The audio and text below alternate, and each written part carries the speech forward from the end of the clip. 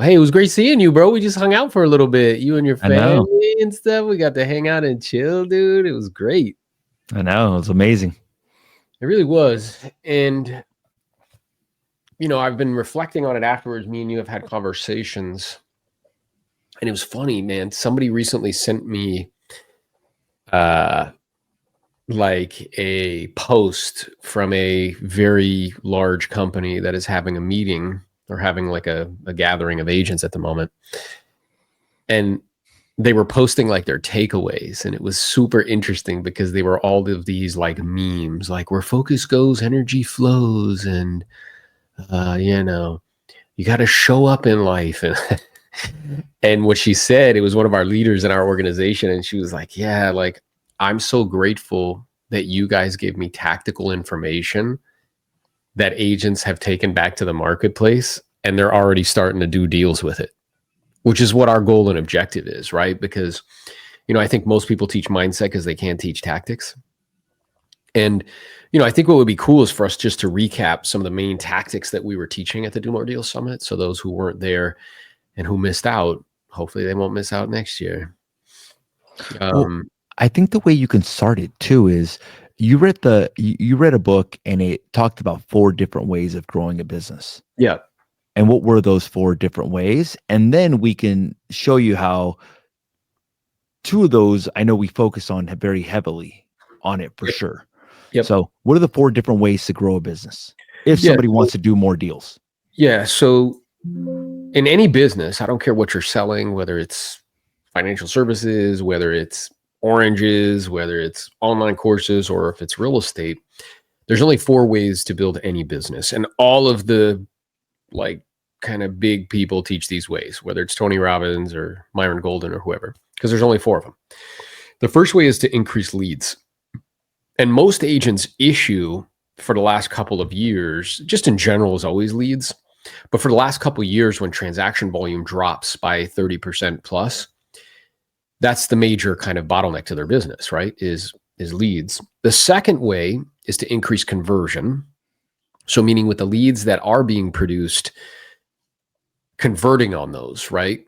The third way is to ascend them into like higher products and services. So in other words, for real estate, that would be like, I sell you a property, maybe a primary residence, but then I help you to build a portfolio of real estate. So I ascend you into other, kind of products. And then the fourth is retention. It's retaining them for longer, right? Where they do multiple transactions with you over time. So our focus, as we were thinking about this and putting this event together, I'm constantly thinking like, hey, what do agents need right now? And what they don't need are wispy platitudes. What they don't need is like, you can do it. What they don't need is like, where focus goes, energy flows. Like they need tangible tactics that they can utilize to increase leads and to increase conversion. And those were 2 of the things that we focused on during the event. And you spoke specifically on one of them, which is what you're doing to increase leads for your business. And that's being open to the creative side of real estate, not just listing a property, but also providing other options like wholesale or novation or, sub 2 and things of that nature. Well, even at the event, so what we spoke about was one, when I think of increasing leads, I'm like, okay, like what are different ways that agents are increasing leads right now, even though number of transactions is down? And what we came up with was to start thinking like investors, to start thinking like wholesalers. So there's different people in our same industry that have the same target avatar or same target market that we have, meaning our target avatar is a motivated seller. So who else has that avatar? Investors and wholesalers do. So what we realize is that if we start thinking like, okay, how are investors, how are wholesalers generating motivated seller leads, and what can we learn from them? So one of the ways was pay per lead, meaning like there are providers of leads that target motivated sellers that you can, very similar to Zillow, without having to sign a 6-month contract or a year contract, you can pay them to generate motivated seller leads for them. We had motivated sellers there as our guests who went over what they're doing to be able to target motivated sellers for you. That is literally like almost like imagine having a faucet and just going like this. Whoop, Yeah. And I think what's so, to your point, what's so, I guess, unique about that is that the traditional kind of, I don't know, like gurus or kind of guides or coaches or whatever name you want to call them in real estate, they just perpetually recycle the same kind of sources of leads depending on the season or the flavor of the month sort of thing. So it's those 4 horsemen: expireds, cancels, for sale by owners, just listed, just solds, and past client centers of influence. The issue is it's not that those lead sources are bad per se, but 2 things can be true at the same time. So truth is on a spectrum.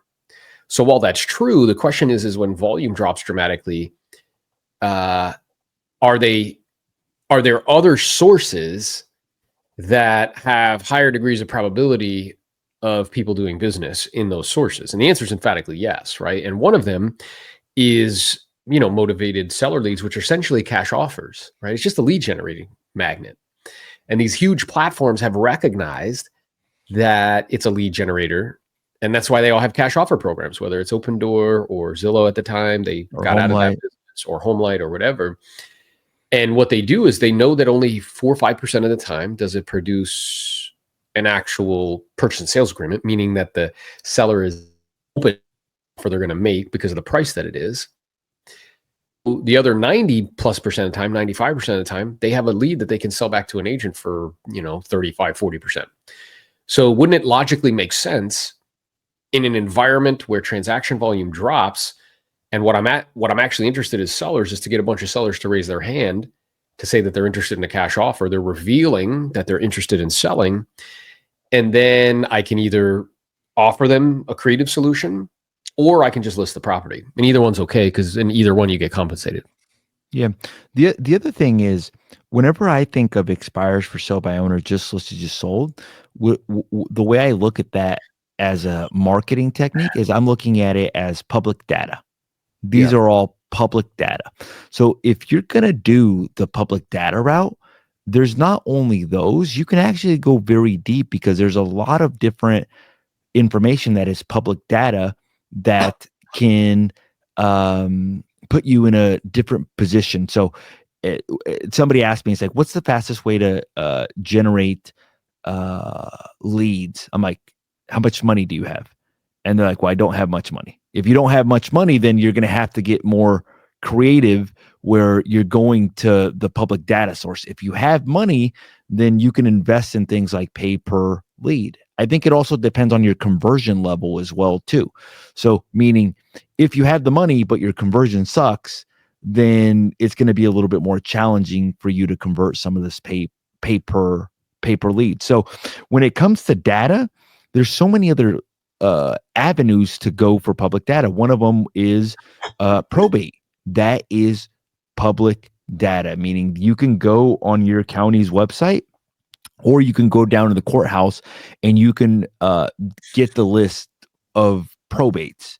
There's different lists that you can get. Like we were when we were more heavily in the public data source, we were targeting things like for rent by owners.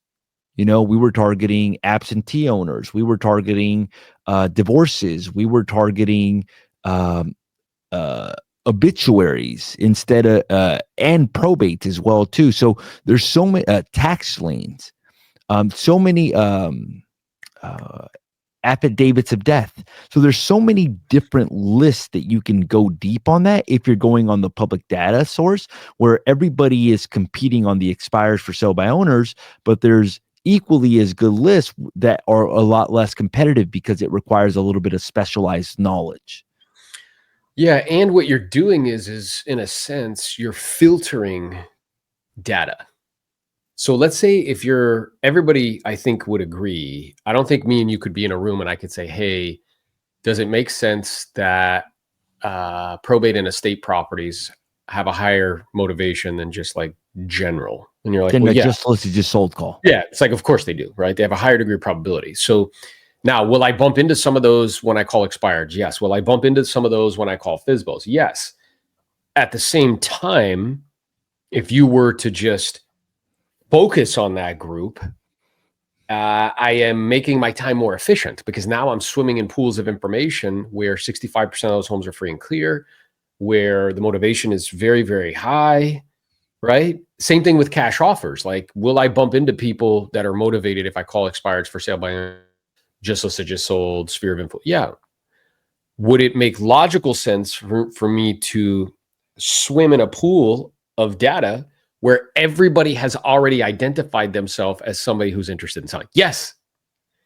It's just a logical, practical thing to do. And I think the reason why that's so challenging, Jose, is that the major voices in our space have never really talked about it, right? So we have this like kind of collective agreement that these are the only sources of business.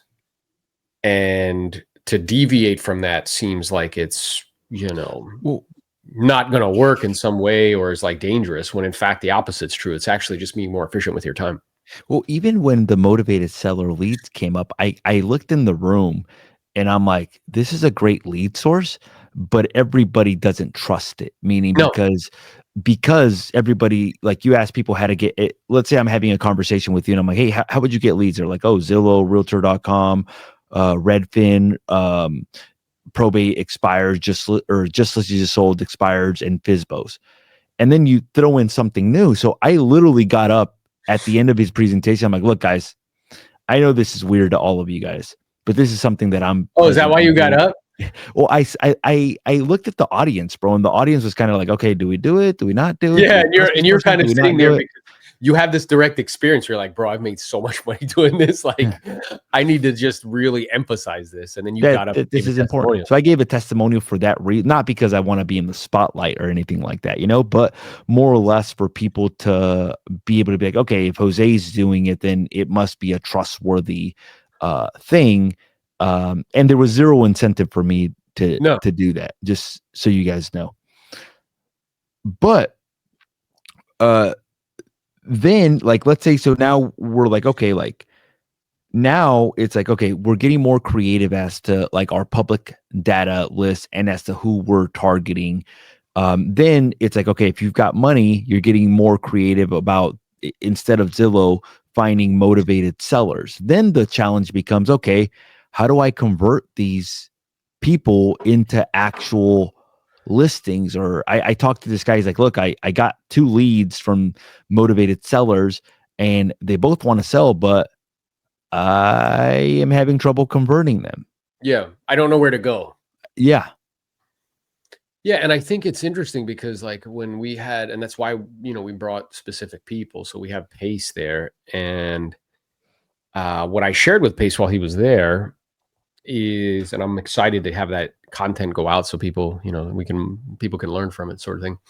But I was saying to him, like, you have to stack skills. So the first skill, which we work with people on Wednesdays on that free kind of role play where me and you role play with people live. By the way, I'm creating a school community where people can get access to it, because people ask me, how do I get that link all the time? They can just go there and look at our calendar and click, and then they can join.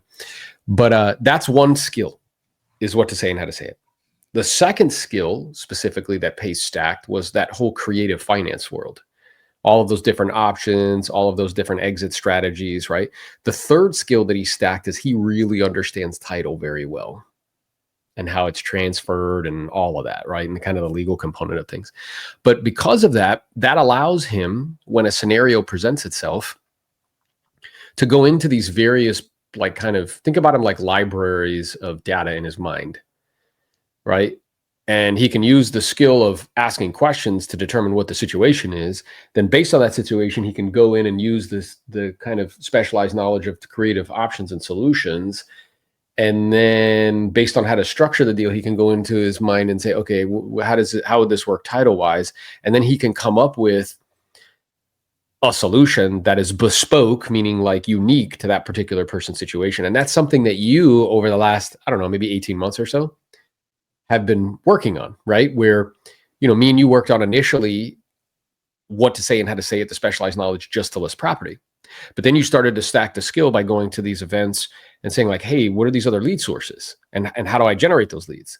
And then the next skill that you stacked on top of it, it was like the conversation for those lead sources, which is, very similar, but like a little bit augmented.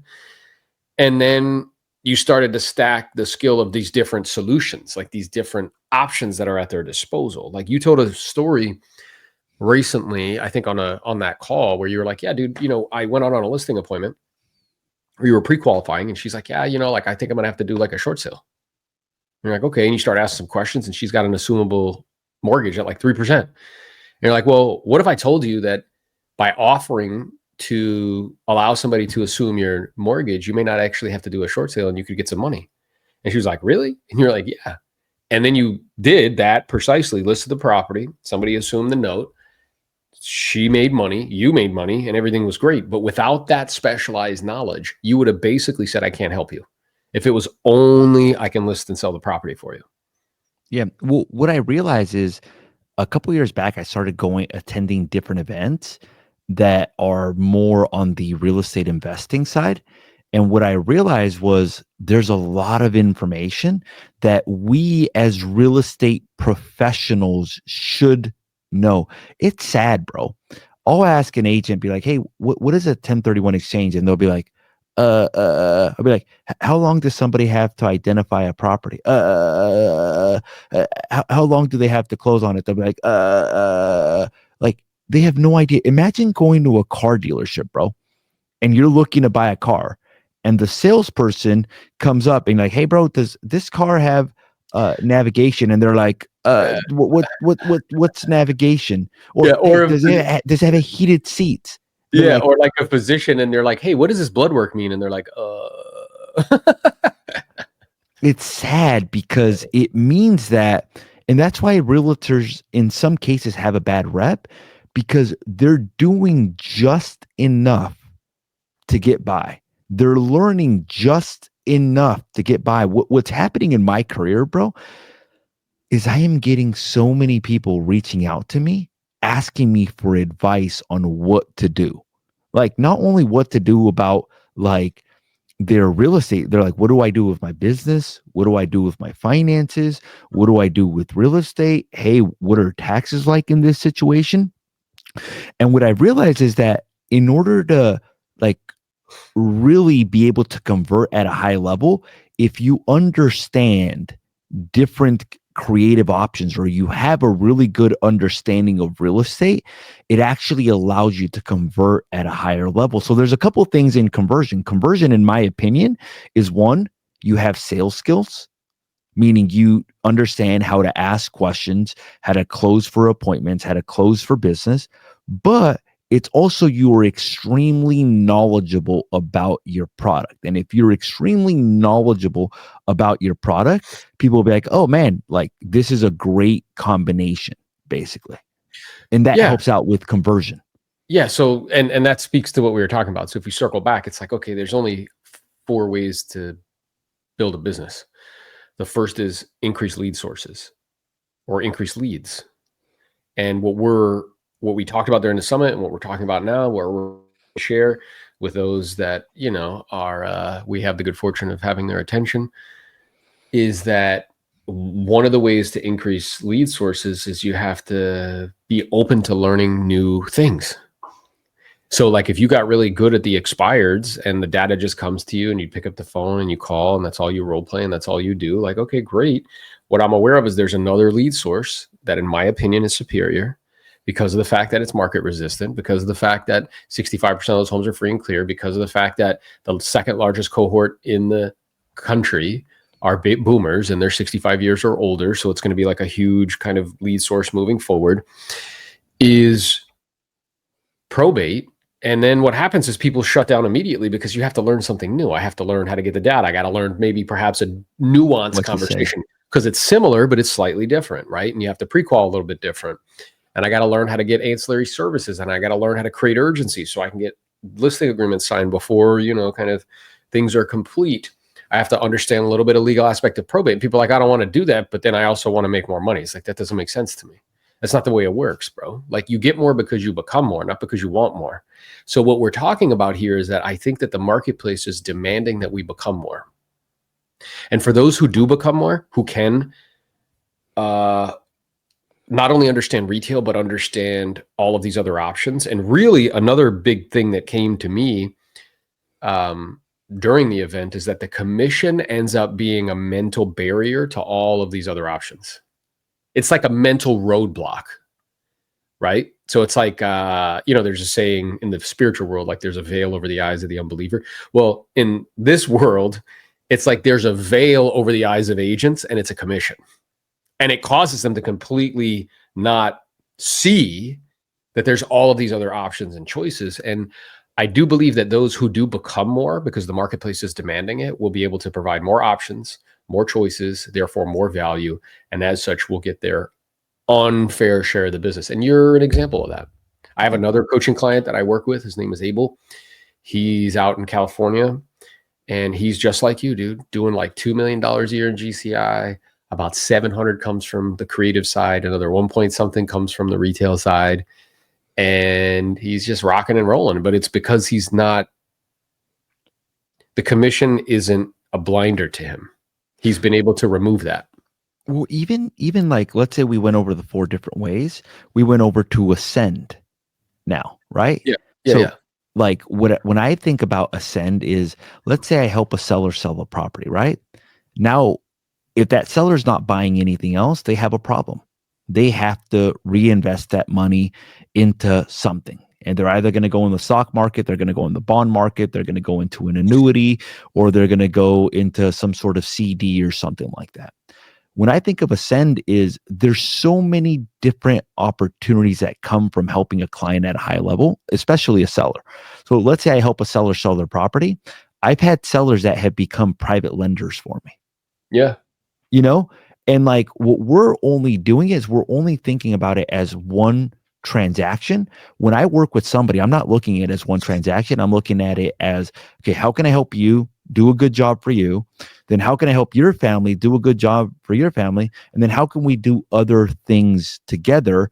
Now they become a solution for me where they're private lenders, and they're helping me in my ADU journey to build accessory dwelling units, So it's like this mentality that it's like, I'm only looking at you as a seller, and I'm only collecting a commission check, not looking at it like, oh my God, there's so many opportunities. I'm still learning things at 15 years in the business and close to 1,000 sales done. I'm still learning things, which is insane. That's how deep this real estate industry is. That's how many different things there are to learn, where at 15 years in the business, I'm still being challenged. Yeah. And I think for a lot of people who are watching this or perhaps attended, it's like, look, if you've plateaued, you know how many people I talk to that plateau at certain levels of production? Bro, some people plateaued with their thinking in the 1970s and 1980s. I know, they're still thinking like 1980. They really are. And their mental maps are that of that time frame, and we don't live in that world anymore. And if you find yourself over the last 2 or 3 years kind of plateauing in transactions or volume or units or income or whatever, it's because you've stopped learning new things. And you just have to ask yourself, hey, when was the last time I learned something new? When was the last time I dropped myself into being unconsciously incompetent? Like, I don't know what I don't know. I was just telling you this recently. We were talking before, and I was like, hey, bro, it took me like 2 years to figure this other thing out that I'm doing. But I went from selling 2,000 homes a year and 80% of that business listings sold and like dominating that to the dropping into, I don't know what I'm doing. And then gathering information, taking massive levels of action. But I told you on that call, I'm like, yeah, I feel like now I know what I'm doing. But it took a while to figure that out, right? So if you're finding yourself, here, Jamie on Instagram says, yeah, you can act like a financial advisor, have a little wealth. Well, I mean, if you're finding yourself, the last time you learned something was a while ago where you were uncomfortable, then you're stagnating, and eventually that goes backwards. I mean, that's just what happens. And then to what Jamie's saying is you position yourself not necessarily as like a financial advisor. I see what you're saying, but it's more like a guide. Yeah. I'm a guide to help them to solve their problems. whatever those problems are as they pertain to real estate, right? And as I gather more information, as like you learn about, hey, here's how you can invest 401k funds into real estate, or hey, here's how I can lend money in my 401k plan, which I know you've done. Here's how. It's amazing, by the way. Yeah, it's amazing. Or where you're like, hey, bro, for the people that have invested with you, you take the next step to make them feel comfortable is you send them a book called The Banker's Code. And when they read that book, they're like, yeah, bro, this makes me feel even more better. I would have done it anyway, but now it makes me feel even more better. So every time, like, understand that if you want to be the agent of the future, it's going to require that you learn new things. Yeah. And it's going to probably take a little bit before you really feel like, okay, I feel comfortable, right? But the goal isn't to be comfortable. The goal is to be constantly learning. Yeah. It's interesting because I've role played with hundreds of agents, and even at the event, like there was a couple of people that come from the previous world that I belonged to, and I'd be like, okay, ask me how much I want to list my home for. And they have one way of asking, like, how much do you want to list your home for? And then I'm like, okay, ask me like what price do I want if I'm giving you a cash offer, or I'm receiving a cash offer from you. And what I realize is that they're looking at the scripts incorrectly as well too.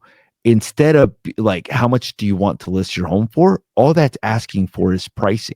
And what I explained at the event too, to help with conversion, is understanding that in order to know if you have a lead, you have to know the motivation, you have to know the timing, you have to know the price, you have to know the loan situation, you have to know what type of sale do they want. Do they want private or do they want a cash offer? You have to know if they're open to something creative, the condition, decision makers, and agents.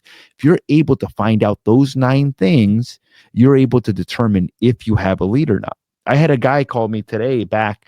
I have an appointment with him today, and he's like, look, I just want to be, he probably looked me up online. He's like, hey, I just want to be clear for you that if you're coming over for a listing, I'm not interested in that. I'm only interested in the cash offer. Luckily, I had already researched the property, and I believe that there's a good chance I can help him in terms of a cash offer for his property. Luckily. Right. So I said, that's not a problem. I'm not approaching this from a real estate agent perspective. Just so you know, we're on the same page, and I'm approaching this from a cash offer perspective, and we're on the same page about that. He goes, oh, okay. Yeah. And because you've stacked that skill, because you understand that, because you're not myopically, like narrowly focused on just the commission, you're able to provide a different solution. And either one you're fine with. Like either one you're fine with, you're going to get compensated either way. I'm good with it. Yeah. I don't have a preference. I'm like, okay, whatever is best for you as a consumer, whatever you want to do, I'm perfectly okay with it. Yeah. I don't care if I make 50K or 10K. As long as I am able to monetize in some way, I'm going to give them what they want and what's best for them. Yeah, that's exactly right. So again, like there's only 4 ways. So if your goal in 2025 is to do more deals, these are the only 4 ways you're going to do it. A, you need to increase leads. If your lead sources that you're currently working would allow you to increase leads, you'd already be doing it, and 2023 and 2024 wouldn't have been either stagnant or backwards. Now, I know that that's hard to hear, but it doesn't make it any less true. So it means you're going to have to learn something new. Yeah. The second thing is conversion. And I talked about this briefly where me and you had, initially you came to me and were like, hey man, like I need to learn. I want to get better at kind of this skill of what to say and how to say it. And your natural disposition, by the way, your personality profile is not that of a salesperson. No. A lot of people think it is because I know I've become a really good one, but it's not. It's not. You actually willed yourself to become it because I wanted it so bad. Your desire was so bad. Now, my personality profile is like perfect for it's like perfect for a salesperson, which is interesting. So it just goes to show like it doesn't really matter. It's really more down to like, your desire. But we spent a lot of time, and I remember one of the mental maps that really, really stuck with you, and the reason why I know it because you've mentioned it a bunch of times, is I said to you, like, hey, man, like, let's think about this together as a team. And at the time, I was like, well, how often do you practice? Or how often do most people practice? He's like, I don't know, maybe once a day for like 30 minutes. I'm like, okay. And that person thinks they're hot stuff, right? Mm-hmm. They think they're really doing it. But if we do the math on that, they practice like, what is that? Like 2.5 hours a week. It's very Time, minimal. it's times 2.5 times 4, 10 hours a month times 12 is 120 hours a year. And then I was like, all right, dude, well, here's what I'm doing. I'm practicing twice a day, 6 days a week, and I'm handwriting out and chanting. So I'm practicing for an hour and a half every day. So if we do the math on that, times 5, or actually times 6, times 4, times 12, I end up at 432 hours compared to somebody's 100. And then I asked you a simple question, like with no ego, who's going to have higher conversion? And you were like, well, you are. And I'm like, exactly, bro. So then you have to make a decision if that's going to be one of your competitive advantages, because I decided that it would be for me. So you want to like control the controllables, and that's something that all of us completely have control over. It always fascinates me, Jose, when we're in rooms and I'm like, hey, and it could be 50 agents, it could be 500 agents or 1,000 agents. I'm like, hey, how many guys role play every day? And it's like such a small portion of the room. And I always joke, I'm like, oh, all you guys are independently wealthy. And everybody chuckles like, ha, ha, ha. But it doesn't make like the law of humble arithmetic any different. So that is definitely something that, Well, you can do in this environment. So one, increasing like leads means you're going to have to learn new lead sources, whether it's cash offers, whether it's probate. And these are pools of information where there are a higher density of motivated individuals, primarily sellers, because that's what we're interested in. But then I also need to get really good at the conversion piece, and that's the what to say and how to say it. yeah. The other thing that I was thinking about it, because I had this realization, I'm like, why is there agents that do a decent amount of business, but they're not scripted? Because there are some agents like that are. I have a sneaky suspicion, but like, go ahead. Well, what I was going to say to you is a lot of it is warm business. It's just it's repeat and referral business. It's repeat and referral business. So if you're an agent that's like, well, I've never role played in my career, and I don't need to, I almost guarantee you that a lot of it is repeat and referral business or some sort of like inbound marketing where the credibility is already established. But if you're competing against cold business where the credibility is not established there yet, if you're not scripted, I'm finding myself on every single appointment, bro. I am competing against 2 to 3 different people very often, in some cases even more. So what I think about when I think about conversion, because this is one of the 4 ways to grow a business, you can grow your business simply by improving your conversion. Meaning if your conversion goes from 50% to 75%, even if you don't turn on more leads, you can make more money and you can do more deals. That's right. Just by doing that. And I love that. And that's why I wanted that to be my competitive advantage. I wanted that to be a competitive advantage because I knew that if I didn't work on the conversion piece, even if I get 100 leads a month, if my conversion is low, there's going to be money slipping through the cracks. So I was like, no. Conversion is a huge piece of this puzzle. I want to maximize my return on investment. I am going to become a very good converter because of that. And it's like an unforced error because you have complete control over it. Like there's so many things that we don't have control over. That's something that I do have control over. It just requires discipline and consistency. And to your point, that allows less to slip through your fingers. So when me and you would go on listing, I mean, my closing ratio was like between 80, 87%. So when I went on appointments, that's it. 80 to 87% of the time, somebody signed a contract. That's kind of low. And the vast majority of that business was, they don't know me. So I'm competing, right? And that's but it's logical and it makes sense to me that you would be competing so much because we looked at your numbers and your transaction volume in your county is down 50%. So there's more agents chasing the same deal. So by making a commitment to skills in your sales process, because that's also part of it. What am I sending before I see them? What am I sending something like a video before I see them? Like somebody calling to confirm? Like what's that whole process look like? Am I driving them towards reviews? And by making a commitment to conversion and new lead sources, like we're talking about, that will naturally, not because we think we're like geniuses, it just will naturally cause transaction volume to go up. Yeah. And then here's the other thing that I'm thinking about. So you went over the 4 different ways. The last one is retention. Yep.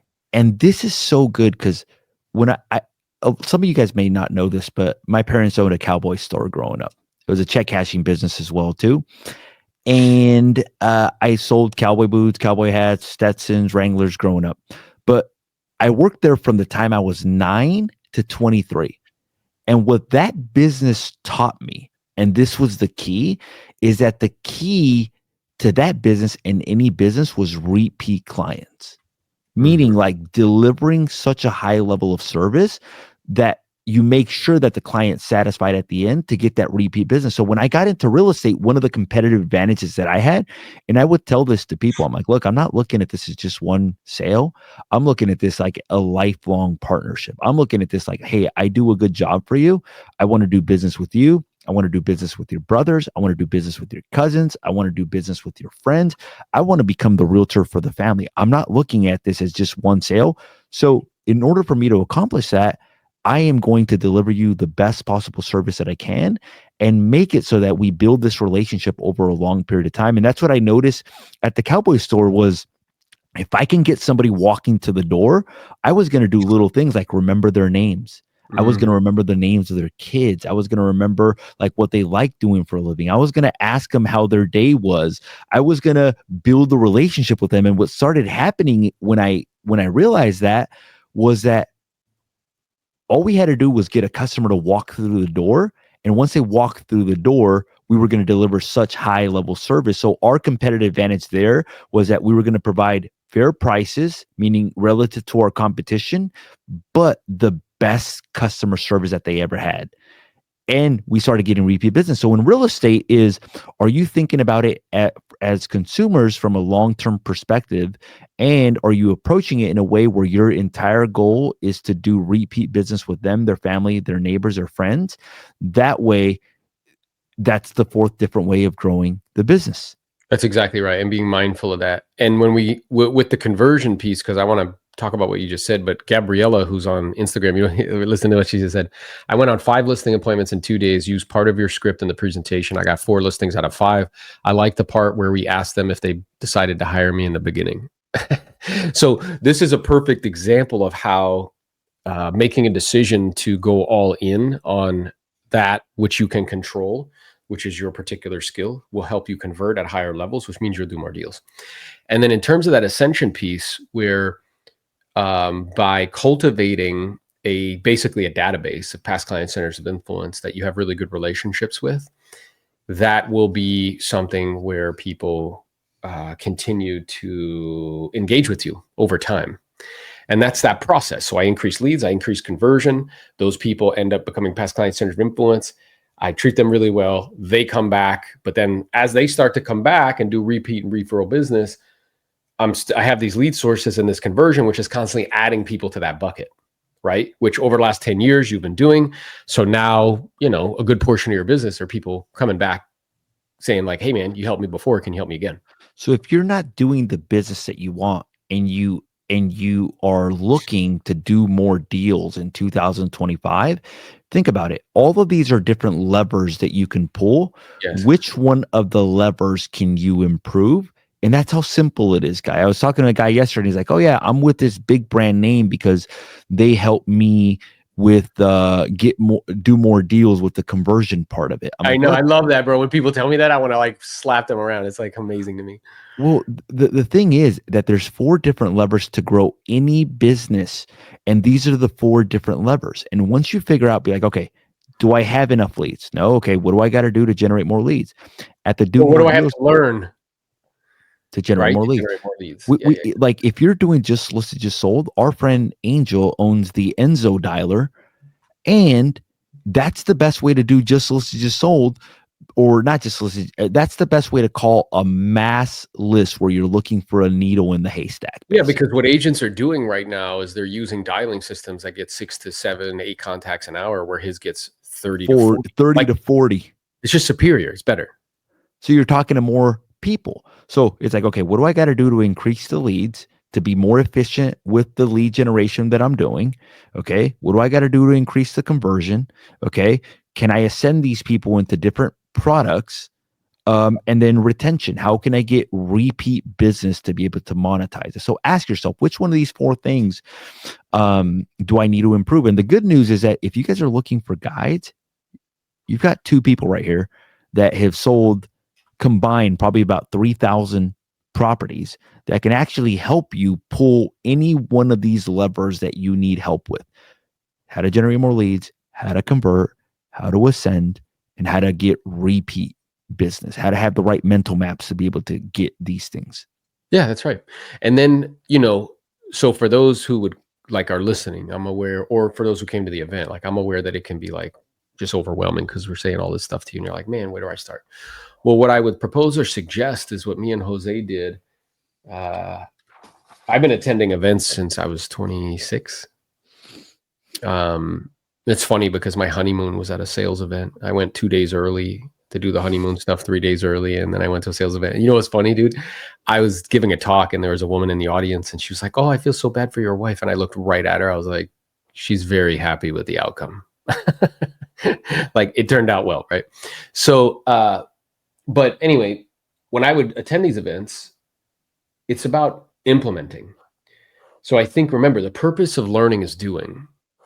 It's not just accumulating information. And because we're like awash with information these days, I think we can confuse that. So the purpose of learning is to learn about the thing so you can learn to do the thing, and then you actually do the thing. So if you're not actually doing the thing, you haven't actually learned anything.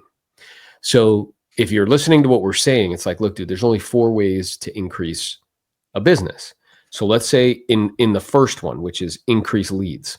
So of what you heard at the summit or what you're hearing from me and Jose today, it's like, which one am I going to focus on? Maybe it'll be the cash offer program. Maybe you'll reach out to motivated seller leads. Maybe it'll be probate, right?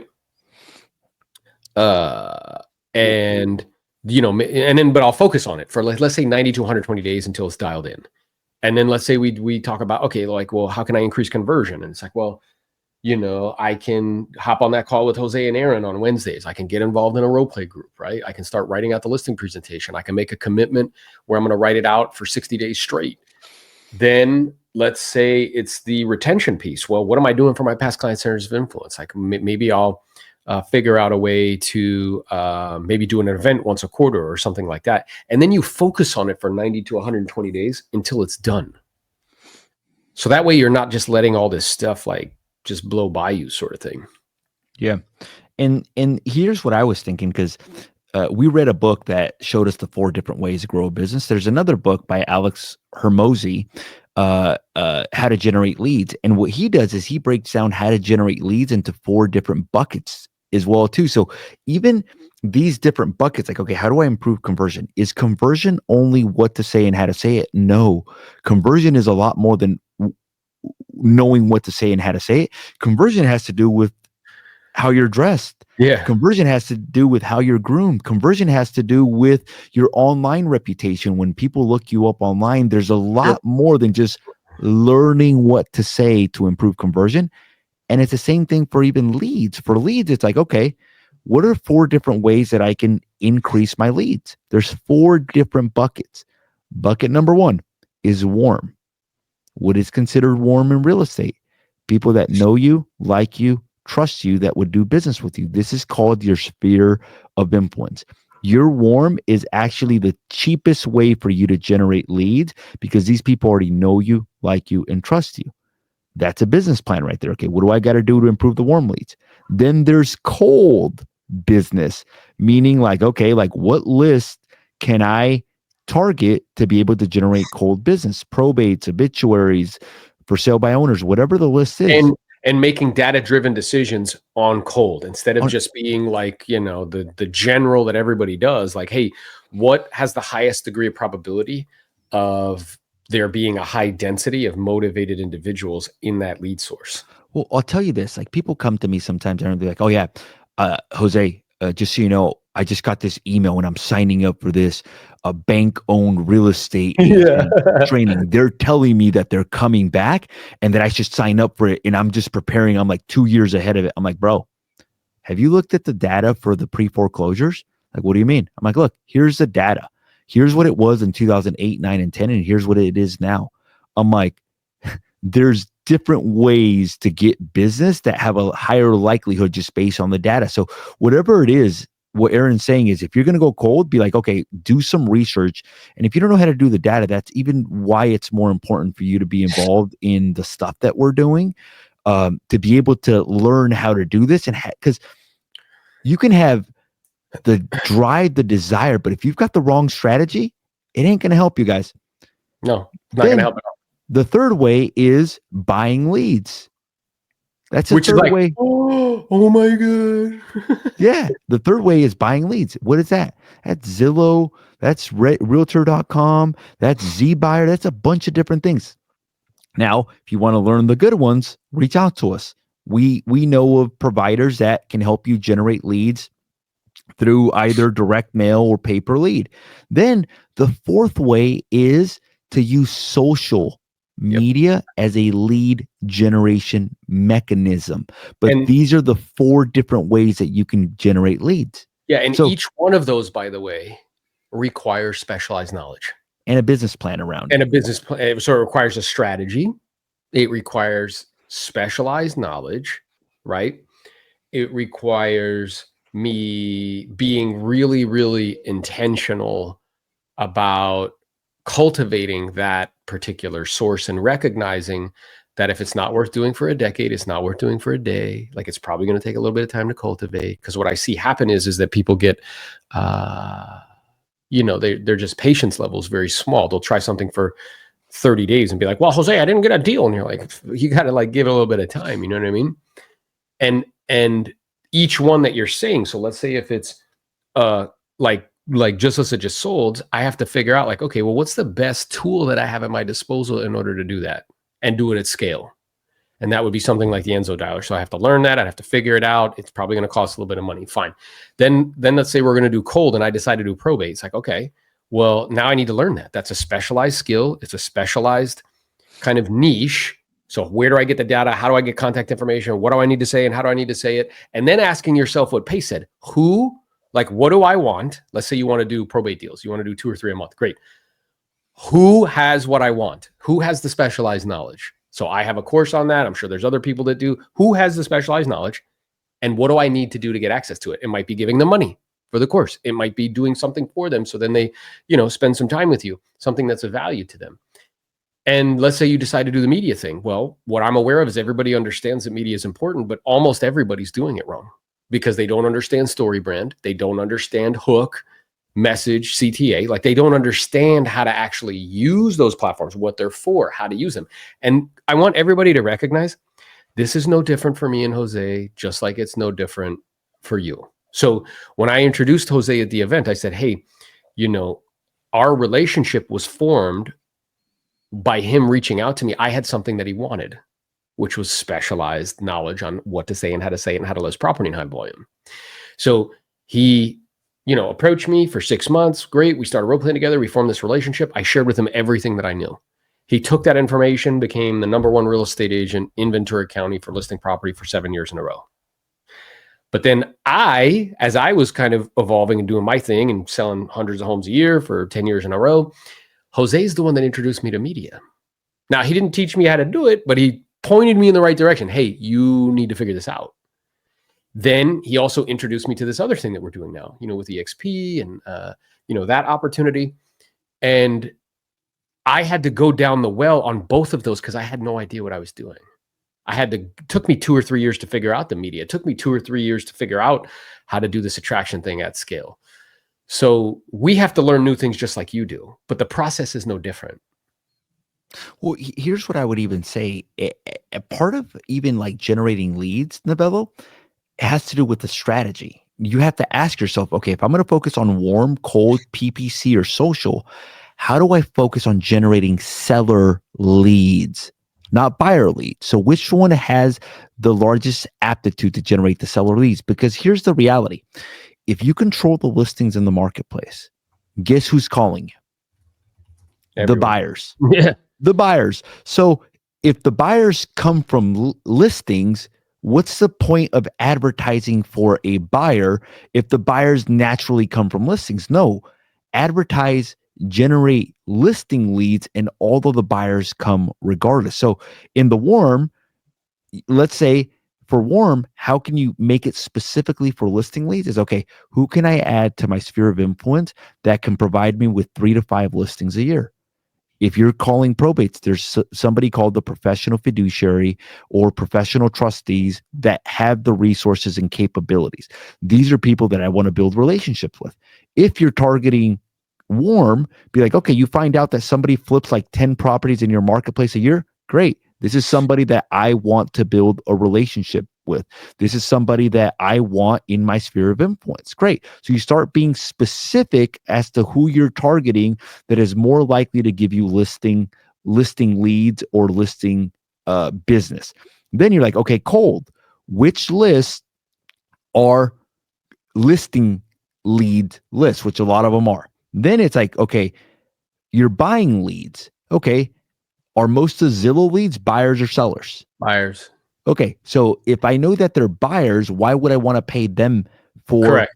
the money? So it's like, okay, instead of them, it's like, okay, who can provide me with motivated seller leads? Okay, I'm okay with paying for that lead. And then it's social. Okay, what type of content are you producing? So it's like if I'm producing content for like, hey guys, this is the first time home buyer program. This is how to buy your first home. Guess who you're going to attract? Buyers. Okay. Now, if I'm producing content like, hey, this is how to prepare your home for sale. This is the 5 things that you need to learn how to prepare your home for sale. Who do you think you're going to attract? Sellers.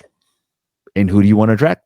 Sellers. Because the buyers come from the listings. They're calling you regardless. So it makes no sense to advertise. So this is our marketing plan. We take a listing. We tell everybody that we took the listing. We sell the listing. We tell everybody that we sold the listing.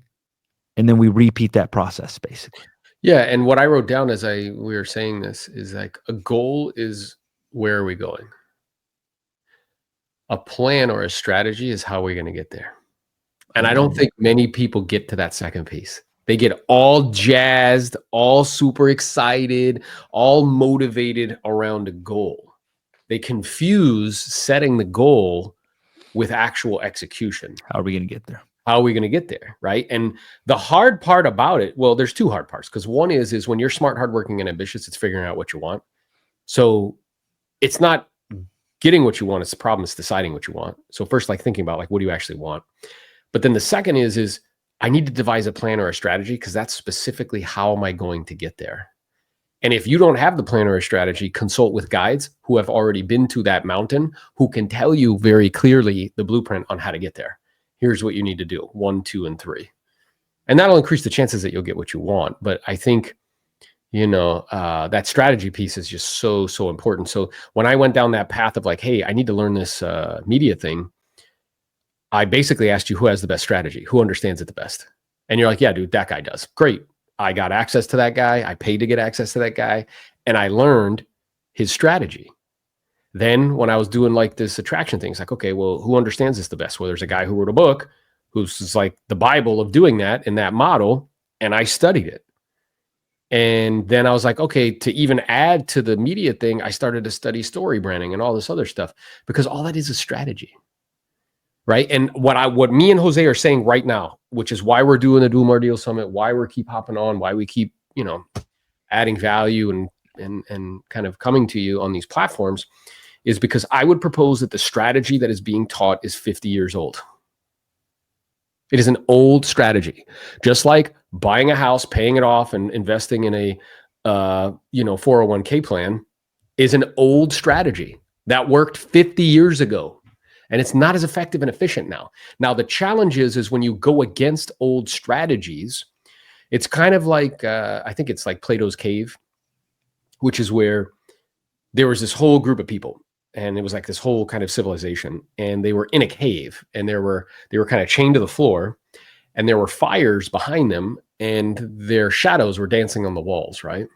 So everybody came to believe, collective kind of belief, that the shadows on the wall were how they lived their life. That's who they were, right? Well, one day, one of these guys recognizes like, hey, he kind of looks behind him and he sees that there's a fire behind him. And then he looks down and he realizes there's chains on the floor, but the chains are all unlocked.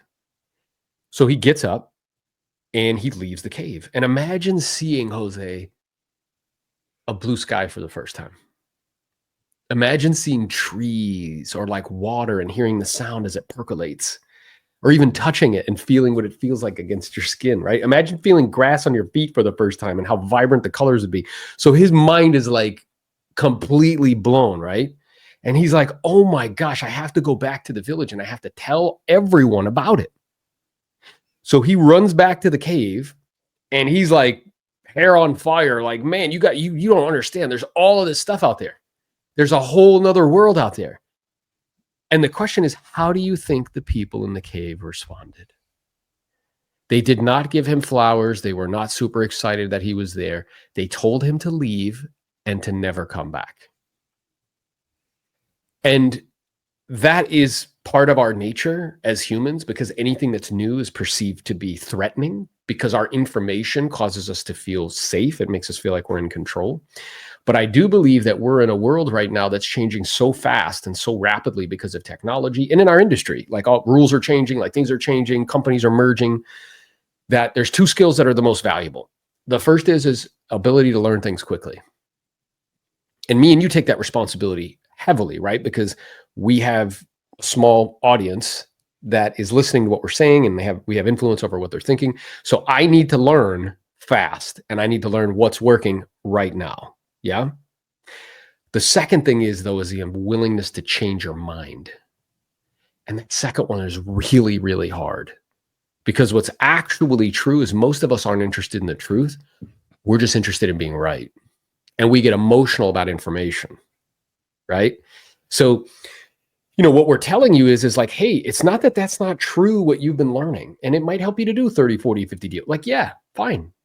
What we're saying to you is that there's other information, that there's another way of doing it, that you can leave the cave and realize that there's a whole nother world of real estate that's available to you.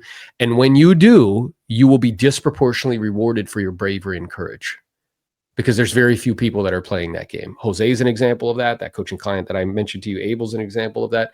Even Angel is an example of that. How he went from agent to wholesaler to solar to, he's just like this whole big, huge entrepreneur sort of thing. So, we're going to keep coming to you with that information. Usually when you hear new information, I want everybody to recognize something. It usually creates friction for you, because the new information pushes up directly against what you currently believe to be true. So if you find that there's friction, that's a good thing. Remember, frustration is a precursor for learning. If you weren't frustrated, it means you're not like learning anything new. So I implore you guys, keep coming back to the well, hop on the role play call so you can learn what to say and how to say it. Will help you with conversion. Watch these videos, go back and watch them again. Reach out to the vendors that we're sharing with you. Join in our community, because our community is full of people that are figuring this stuff out and doing deals. And we look forward to the opportunity to be of assistance to you in the future. Later, guys. Peace. Si te quieres vivir.